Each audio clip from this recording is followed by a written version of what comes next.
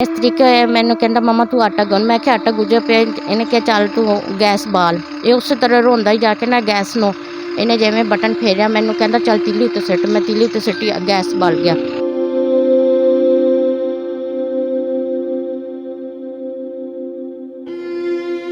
फरहान जिवें ही पढ़दा सी उवें परिंदे जोर जोर दी पढ़दे। 2.5 महीने साडे चिड़ियां जड़ियां पढ़ाई करके गए जामना दे उत्ते। ये हर मरज़ दा ही दम कर रहा है।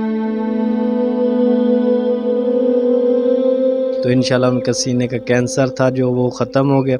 हमें मुल्तान से भी जवाब हो गया था, तो मियाँ चन्नू से भी जवाब हो गया था। यानी कि जिस काम करदा ना ਉਹਦਾ ਸੇਠ ਆ ਉਹਨੇ ਆਪਣੀ ਵਾਲਦਾ ਨੂੰ ਦਮ ਕਰਵਾਇਆ ਸ਼ੂਗਰ ਦਾ, ਆਪ ਉਹਨੂੰ ਵੀ ਦਮ ਸੀ ਉਹਦੇ ਮੁੰਡੇ ਨੂੰ ਵੀ।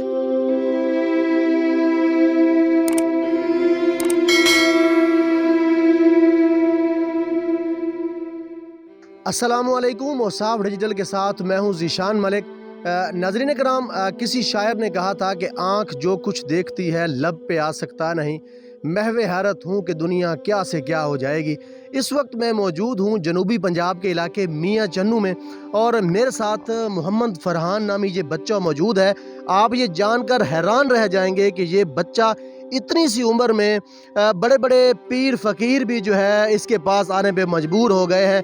ऐसा क्या है इस बच्चे में कि पूरा मुल्क जो है मियाँ चन्नू के इलाके में उमड़ आया है। लोग जोक दर जोक, मर्दो ख़वातीन, हर उम्र हर तबके के लोग यहाँ पे आते हैं और इस बच्चे से फैज़ पाते चले जाते हैं। इनकी वालदा हमारे साथ मौजूद हैं, उनसे जानते हैं कि ऐसा क्या हुआ कि फरहान इतनी सी उम्र में इतनी पहुंची हुई शख्सियत बन गई। आया कि इसमें कोई सच्चाई है या वैसे क्या सराहियाँ की जा रही हैं, इन्हीं की वालदा से जानते हैं। अस्सलाम वालेकुम जी। वालेकुम सलाम। बीबी ये बताइएगा कि कैसे पता चला आपको फरहान के बारे में, भाई इतना सब कुछ कर लेता है या इसको अल्लाह की कोई ख़ास अता है, या कैसे कोई आपको नज़ारा हुआ, ज़रा बताइएगा। फरहान छोटा जिहा सी पैदाइश दे वक्त ਜਦੋਂ ਹਸਪੀਟਲ ਚੋਂ ਲੈ ਕੇ ਆਏ ਸੀ ਨਵਾ ਧਵਾ ਕੇ ਤੇ ਇਹਨੂੰ ਅਸੀਂ ਆਪਣੇ ਕਮਰੇ 'ਚ ਪਾਇਆ ਬੈੱਡ ਦੇ ਉੱਤੇ।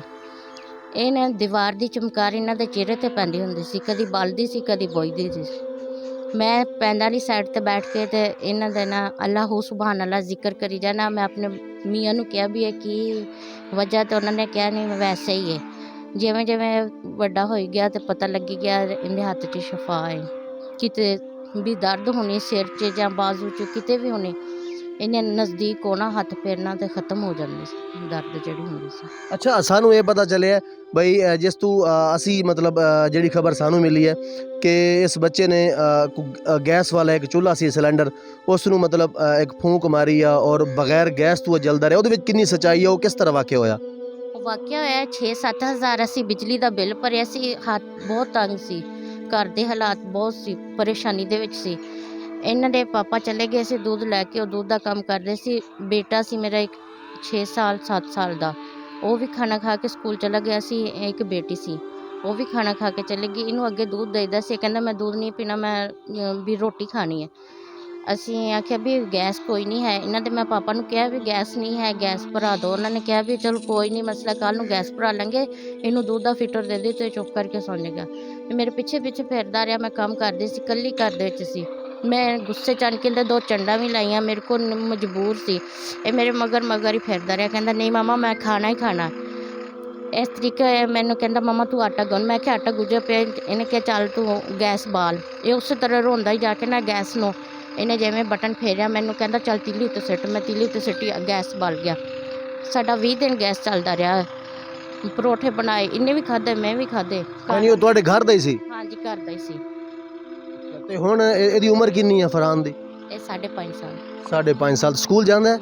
ਸਕੂਲ ਗਿਆ ਸੀ, ਉੱਥੇ ਵੀ ਐਵੇਂ ਮਰੀਜ਼ ਤੰਗ ਕਰਨ ਲੱਗ ਪਿਆ ਸੀ, ਹਟਾ ਲਿਆ। ਮਦਰਸੇ ਪਾਇਆ, ਦੂਸਰਾ ਭਾਈ ਕੁਰਾਨੇ ਪਾ ਕੇ ਹਿਫਜ਼ ਕਰਦਾ ਹੈ, ਮਦਰਸੇ ਪਾਇਆ ਸੀ। ਮਦਰਸੇ ਵੀ ਔਰਤਾਂ ਤੰਗ ਕਰਨ ਲੱਗ ਪਈਆਂ ਸੀ, ਹਟਾ ਲਿਆ ਸੀ। ਆਖਿਆ ਨਹੀਂ। ਅੱਛਾ, ਇਹ ਫਿਰ ਦਮ ਦਰੂਦ ਕਿਸ ਤਰ੍ਹਾਂ ਕਰਦਾ ਹੈ? ਕੋਈ ਆਇਤ ਵਗੈਰਾ ਇਸ ਨੂੰ ਯਾਦ ਨੇ ਕੁਰਾਨ ਦੀਆਂ, ਕੋਈ ਕਲਮਾਤ ਵਗੈਰਾ, ਜਾਂ ਕਿਸ ਤਰ੍ਹਾਂ ਇਹਦਾ ਕੀ ਅੰਦਾਜ਼ ਹੈ?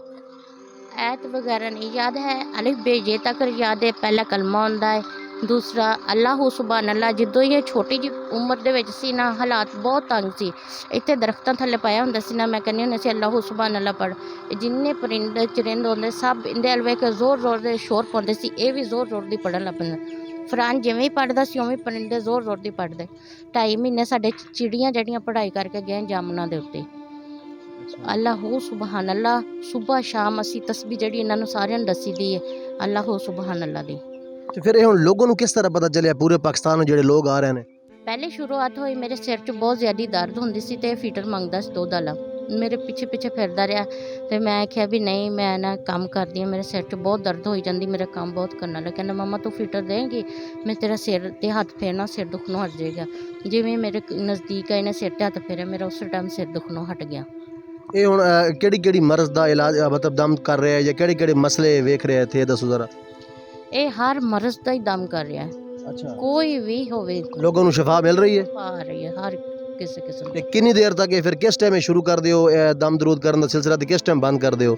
ਆ ਹੁਣ ਸੁੱਤਾ ਪਿਆ ਉੱਠਿਆ ਤੇ ਹੁਣ ਸ਼ੁਰੂ ਹੋ ਜਾਣਾ, ਸ਼ਾਮ ਤਾਈਂ ਕਰੀ ਜਾਣਾ, ਰੋਜ਼ਾਨਾ ਹੀ ਕਰੀਦਾ, ਛੁੱਟੀ ਕੋਈ ਨਹੀਂ। 100 ਰੁਪਏ ਦੀ ਚੀਜ਼ ਹੈ, 100 ਰੁਪਇਆ ਸਾਡਾ ਹਦੀਆ। ਅੱਛਾ ਚੀਜ਼ ਜਿਹੜੀ ਅੱਧੀ ਫੂਕ ਮਾਰ ਕੇ ਇਹਨਾਂ ਨੂੰ ਦੇ ਦੇਈਦੀ, ਅੱਧੀ ਅਸੀਂ ਰੱਖ ਕੇ ਮਸਜਿਦ 'ਚ ਭੇਜੀ ਜਾਈਦੀ ਹੈ। ਅੱਛਾ, ਤੇ ਅਗਰ ਕਿਸੇ ਦਾ ਮਸਲਾ ਹੱਲ ਹੋ ਜਾਂਦਾ ਹੈ ਉਸ ਸੂਰਤ ਵਿੱਚ ਵੀ ਕੋਈ ਤੁਹਾਡੀ ਸ਼ਰਤ ਸ਼ਰਾਇਤ ਹੈ ਵੀ ਕੋਈ ਬੱਕਰਾ ਦੇ ਦਿਓ ਜਿਸ ਤਰ੍ਹਾਂ ਬਾਕੀ ਪੀਰ ਫਕੀਰ ਕਰ ਰਹੇ ਨੇ, ਹਜ਼ਾਰਾਂ ਰੁਪਏ ਦੇ ਦਿਓ? ਅਸੀਂ ਬੱਕਰੇ ਦੀ ਨਹੀਂ ਕਹੀਦਾ ਹੈਗਾ, ਔਰਤਾਂ ਬੇਔਲਾਦੀਆਂ ਹੁੰਦੀਆਂ, ਉਹਨਾਂ ਔਲਾਦ ਉਹਨਾਂ ਲਈ ਹੁੰਦੀ ਹੈ, ਮਿੱਠੇ ਚੌਲਾਂ ਦੀ ਦੇਗ ਹੁੰਦੀ ਹੈ, ਮਹਿਫਲੇ ਮਿਲਾਦ ਤੇ ਉਹਨਾਂ ਨੇ ਦੇਣੀ, ਜਦੋਂ ਸਾਡੀ ਮਹਿਫਲ ਹੋਣੀ ਉਦੋਂ ਉਹਨਾਂ ਨੇ ਦੇਣੀ, ਹੋਰ ਸਾਡੀ ਕੋਈ ਖੁਆਇਸ਼ ਨਹੀਂ ਹੈ। ਆਪਣੀ ਖੁਸ਼ੀ ਤੋਂ ਬੱਚੇ ਨੂੰ ਕੋਈ ਸ਼ਾਇਦ ਦੇ ਦੇਣ, ਠੀਕ ਹੈ, ਨਾ ਦੇਣ, ਅਸੀਂ ਤਾਂ ਦਵਾਈ ਦੇਣੀ ਜਾਂ ਤਸਬੀਹ ਕਰਨ ਦਾ ਦੱਸਣਾ, ਸੁਬਹ ਸ਼ਾਮ ਅੱਲਾਹੁ ਸੁਬਹਾਨ ਅੱਲਾ ਤਸਬੀਹ करनी। अच्छा माशाल्लाह। नाज़रीन कराम, फरहान नामी गेम खेलता हुआ ये बच्चा, और आप हैरान रह जाएंगे कि जो चीज़ें इसकी वालदा ने बताई कि जिस तरह इसको अता हुई, इस वक्त जो है पाकिस्तान में एक ही नाम है जो पीरी फ़कीरी के लिहाज से लिया जा रहा है। वैसे तो पाकिस्तान माशाल्लाह बड़ा मशहूर है और पता ही नहीं चलता, हर गली हर महल्ले बल्कि हर 1 किलोमीटर में आपको 10 से 12 पीर फ़कीर मिल जाएंगे। लेकिन इस दौर में तयन करना बड़ा मुश्किल होता है कि कहाँ सच्चाई है, कहाँ हक है, कहाँ बातिल है। बहरहाल लोग जिस तरह जोक दर जोक यहाँ पे आ रहे हैं और ये छोटा सा बच्चा यहाँ पे फैज़ बांट रहा है, आने वाला वक्त ही बताएगा। और जब ये ख़ुद कुछ बोलने के काबिल होगा तो इससे इंशाल्लाह मज़ीद पूछ के आपको बताएंगे कि ये सब कैसे होता है, कैसे पड़ता है। और ये स्क्रीन पर आप मनाज़र देख सकते हैं कि किस तरह लोग रोज़ाना की बुनियाद पे आते हैं। इसके अलावा अब जो लोग हैं, जो हल्का अहबाब यहाँ पे इकट्ठा है, उनसे भी मालूमात लेते हैं कि उन्होंने क्या कुछ सुना, क्या कुछ देखा, कि वो इतनी दूर से मुल्क पाकिस्तान के दूर दराज के इलाकों से जिन्होंने यहाँ मियाँ चन्नू का रुख किया, फरहान नामी इस छोटे से पीर के पास पहुँचे। आए आपकी मुलाकात करवाते हैं उन लोगों से, हमारे साथ रहिए। अस्सलाम वालेकुम जी सर, मैं मियाँ चन्नू से आया हूँ। तो ना हमारी एक गांव में सिस्टर थी, तो उसको ना कैंसर था सीने में, तो हम इधर आए हैं तो उन्होंने ना बाबा जी ने दम किया और चीज़ वगैरह दम करके दिए। इंशाल्लाह 3-4 दम कराए तो इंशाल्लाह उनका सीने का कैंसर था जो वो ख़त्म हो गया। हमें मुल्तान से भी जवाब हो गया था, तो मियाँ चन्नू से भी जवाब हो गया था। हम इंशाल्लाह इधर आए तो हमें फैज़ मिला है। ये इंशाल्लाह जो भी है सही है, ये कोई झूठ नहीं, कोई फ्रॉड नहीं है, ये हकीकत में रियल में है। नाज़रीन कराम, ये आप बैसाखियाँ देख सकते हैं, ये वो बैसाखियाँ हैं जो छोटे पीर फरहान के घर वालों ने बताया, जिनके बारे में कि ये उन लोगों की बैसाखियाँ हैं जो आए तो बैसाखियों पे चल के, लेकिन बैसाखी छोड़कर और वो चलने के काबिल हो गए जब वो यहाँ से फैज़ याब हुए, सेहत याब हुए।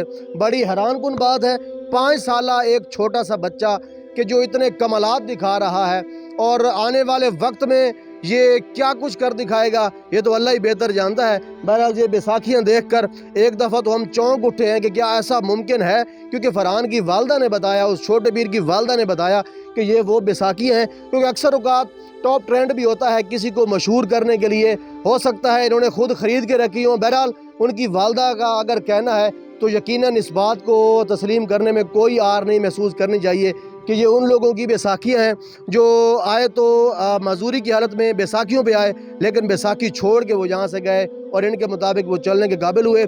इस वक्त मेरा कैमरामैन अगर आपको दिखा सके तो मुल्क भर से लोग जो है यहाँ पर आए हुए हैं। हमारे साथ एक शहरी मौजूद हैं जो फैसलाबाद से यहाँ पे आए हैं, और ख़ुसूसी तौर पर इनके आने का मकसद यही था कि एक छोटा पीर फरहान नामी जो पीर है उससे ये फैज़ याब होते हैं। बहरहाल इनसे पूछते हैं कि इन्हें कैसे पता चला। अस्सलाम वालेकुम जी। वालेकुम सलाम। अच्छा, तुसी फैसलाबाद जो थे आए हो, किस तरह ਤੁਹਾਨੂੰ ਪਤਾ ਚੱਲਿਆ ਵੀ ਮੀਆਂ ਚੰਨੂ ਦੇ ਵਿੱਚ ਇੱਕ ਛੋਟਾ ਪੀਰ ਹੈ ਔਰ ਇਸ ਤਰ੍ਹਾਂ ਕਮਾਲਾਤ ਦਿਖਾ ਰਿਹਾ? ਜ਼ਰਾ ਇਹ ਦੱਸੋ ਸਾਨੂੰ। ਇੱਥੇ ਮੋਸਨਵਾਲ ਮੇਰਾ ਸਾਂਢੂ ਆ, ਅੱਛਾ ਤੇ ਉਹਨੇ ਮੈਨੂੰ ਦੱਸਿਆ ਕਿ ਇਸ ਤਰ੍ਹਾਂ ਸ਼ੂਗਰ ਸਾਰਾ ਬੱਚਾ ਇੱਕ ਦਮ ਕਰਦਾ। ਅੱਛਾ ਮੈਨੂੰ 4-5 ਸਾਲ ਤੋਂ ਸ਼ੂਗਰ ਆ, ਅੱਛਾ ਉਹਨੇ ਮੈਨੂੰ ਦੱਸਿਆ ਕਿ ਸ਼ੂਗਰ ਦਾ ਇਲਾਜ ਹਰ ਕਿਸਮ ਦਾ ਦਮ ਕਰਦਾ ਉਹ। ਅੱਜ ਤੁਹਾਡਾ ਪਹਿਲਾ ਦਿਨ ਹੈ ਇੱਥੇ? ਹਾਂਜੀ ਪਹਿਲਾ ਦਿਨ ਆ। ਮੈਂ ਕੱਲ ਤੁਰੇ ਉੱਥੋਂ ਆਇਆ ਤੇ ਰਾਤ ਰਿਹਾ ਇੱਥੇ ਸਸਰਾਲ ਠੀਕ ਹੈ। ਤੇ ਸਵੇਰ ਪਹੁੰਚ ਗਿਆ ਹੁਣ ਇੱਥੇ। ਤੁਹਾਡਾ ਯਕੀਨ ਹੈ ਕਿ ਤੁਹਾਨੂੰ ਸ਼ਿਫਾ ਮਿਲ ਜਾਏਗੀ? ਦੇਖੋ ਜੀ ਯਕੀਨ ਆ ਤੇ ਇੱਥੇ ਏਡੀ ਦੂਰ ਆਏ ਆ। ਸਹੀ ਸਹੀ ਸਹੀ। ਯਕੀਨ ਆ ਉਸ ਤਾਂ ਜਿਸ ਦੋਸਤ ਤੁਹਾਨੂੰ ਦੱਸਿਆ ਮੋਹਸਨਵਾਲ ਦੇ, ਉਹਨੇ ਤੁਹਾਨੂੰ ਕੀ ਕਿਹਾ ਹੈ ਬਈ? ਉਹਦਾ ਯਾਨੀ ਕਿ ਜਿੱਥੇ ਕੰਮ ਕਰਦਾ ਨਾ ਉਹਦਾ ਸੇਠ ਆ, ਉਹਨੇ ਆਪਣੀ ਵਾਲਦਾ ਨੂੰ ਦਮ ਕਰਵਾਇਆ ਸ਼ੂਗਰ ਦਾ। ਆਪ ਉਹਨੂੰ ਵੀ ਦਮ ਸੀ, ਉਹਦੇ ਮੁੰਡੇ ਨੂੰ ਵੀ ਠੀਕ ਹੈ। ਦਮ। ਉਹਨੂੰ ਦੋਨਾਂ ਨੂੰ ਆਰਾਮ ਆ ਗਿਆ। ਉਹਨੇ ਮੈਨੂੰ ਦੱਸਿਆ ਕਿ ਇਸ ਵਾਰੀ ਇੱਥੇ ਆਓ, ਦਮ ਕਰਾਓ ਤੇ ਅੱਲਾਹ ਪਾਕ ਤੁਹਾਨੂੰ ਵੀ ਕੱਢ ਦੇਵੇ।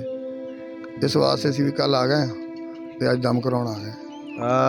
जिस तरह पाकिस्तान के लोगों को खासकर मुसीबतों ने और बीमारियों ने घेर रखा है, तो जैसे किसी को पता चलता है, ये कोई नई बात नहीं है, जहाँ भी किसी को पता चले कि फ़लाँ जगह पे फ़लाँ कोने में या ज़मीन की किसी तह में कोई एक बुज़ुर्ग है जो फ़लाँ मसले का जिसके पास हल है या बांड निकाल सकता है आपके, तो लोग यकीनन उसकी तरफ दौड़े चले जाते हैं। बहरहाल फरहान नामी ये छोटा पीर इस वक्त टॉप ट्रेंड बन चुका है। मुल्क भर से लोगों का जो है आने का सिलसिला यहाँ पे जारी है। सुबह से शाम तक ये सिलसिला जारी रहता है। आने वाले वक्त में क्या होगा अल्लाह ही बेहतर जानता है। मज़ीद अच्छी अच्छी वीडियोज़ के लिए देखते रहिए साफ डिजिटल। हमारे चैनल को सब्सक्राइब कर दें, फेसबुक पर फॉलो करना बिल्कुल ना भूलें। इजाज़त दीजिए, अल्लाह हाफिज़।